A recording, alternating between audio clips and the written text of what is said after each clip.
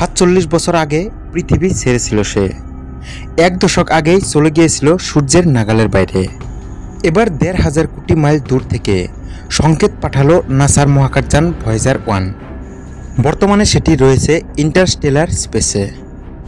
২০২৩ সালের ১৪ নভেম্বর থেকে তথ্য পাঠানো বন্ধ করেছিল ভয়েজার।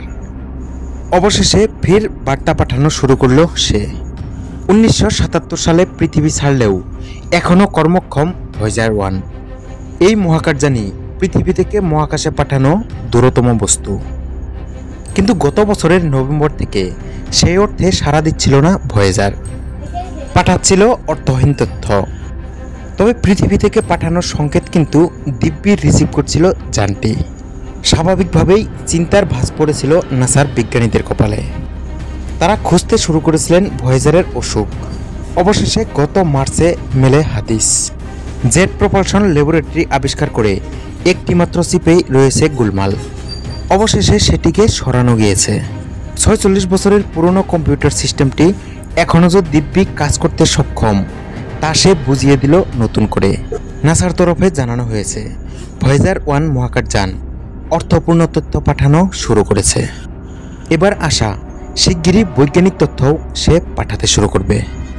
প্রসঙ্গত, ভয়েজার 1 ছাড়াও তার ৫ বছর পরে ভয়েজার 2 যাত্রা শুরু করেছিল। ২০১৮ সালে সেটিও সৌরজগতের নাগালের বাইরে চলে গিয়েছে। দুটি যানেই রয়েছে ছোলার রেকর্ড।